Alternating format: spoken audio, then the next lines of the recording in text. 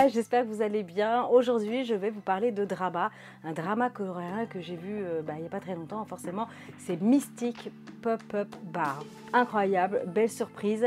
Je l'ai vu sur Netflix, il n'était pas super bien noté.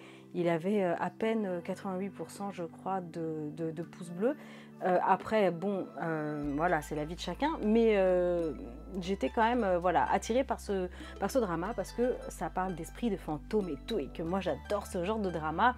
En plus, avec un petit fond histoire d'amour, c'est le top. On va commencer ce drama avec vraiment, pour le coup, un retour dans le passé. Ça va commencer comme ça.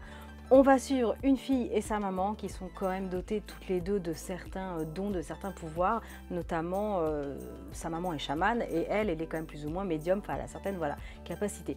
Et jusqu'au jour où elle doit soigner le prince du royaume. Alors elle intervient dans ses rêves et tout ça pour enlever toutes les vilaines entités. Bref, le prince finit par tomber éperdument amoureux d'elle. Évidemment, c'est un amour qui va être assez compliqué. Je ne vous donnerai pas tous les détails, je vous laisserai découvrir le drama si vous souhaitez le voir, voilà, pour avoir toutes les infos bien précises. Je ne veux pas trop vous spoiler. Ce qui va se passer, c'est que tout se bouscule assez rapidement au premier épisode de ce drama. Et la maman est assassinée et la fille, dans son désespoir, se suicide. Elle se pend à un arbre, sauf que ce n'est pas n'importe quel arbre, c'est l'arbre des esprits, l'arbre de vie, un arbre qui est sacré. Et ce qui se passe, c'est que en se suicidant avec cet arbre, il va y avoir une espèce de truc magique autour. Non mais il faut vraiment que vous le voyez, je ne vais pas trop vous dire.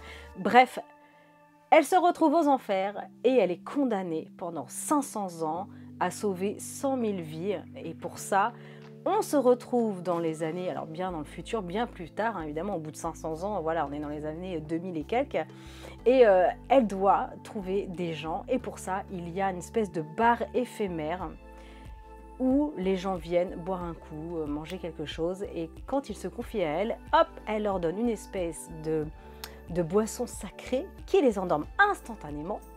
Et c'est à ce moment-là qu'elle intervient, elle va dans les rêves des gens qui s'endorment à ce moment-là pour les sauver. Voilà, tout commence comme ça. Sauf que un jour, au même moment, un jeune homme en fait va être dans cette tente et il s'avère qu'il rentre dans le rêve de cette personne aussi. Et ce qui n'est juste pas possible normalement étant donné que lui c'est un humain, donc il ne peut pas. Toute l'histoire commence comme ça, c'est juste incroyable. Moi ce que j'ai beaucoup apprécié en fait, c'est que déjà les costumes sont incroyables. L'héroïne est habillée sans arrêt en costume vraiment traditionnel. Je ne sais plus comment ça s'appelle ce costume, je crois que c'est le hanbok. Je ne saurais pas vous dire de bêtises, mais voilà, les tenues changent à chaque fois, c'est complètement dingue. Elle est magnifique, les acteurs sont super, c'est vraiment super bien joué tout ça. Ce que j'ai apprécié, c'est que c'est un drama qui n'est pas en 16 épisodes, mais en 12. Ce qui fait que sur celui-ci, en tout cas, on a un très très bon rythme. Et il n'y a pas vraiment d'épisodes où il y a des blancs, des longueurs, comme ça peut être sur certains.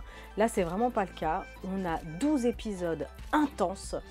On a envie de voir la suite à chaque fois. C'est vraiment génial. Il y a des passages qui sont très drôles, j'ai bien rigolé. Et vraiment, c'est trop bien fait. C'est quelque chose que je vous recommande de voir.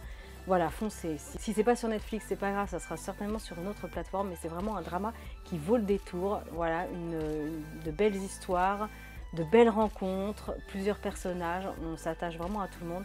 Et voilà, j'ai beaucoup en tout cas apprécié ce drama. Voilà, moi je vous laisse pour aujourd'hui. J'espère vraiment que cette vidéo vous aura plu. Pensez bien sûr comme d'habitude à liker, partager, abonnez-vous à ma chaîne si ce n'est pas encore fait. Et je vous retrouve la semaine prochaine. Ciao!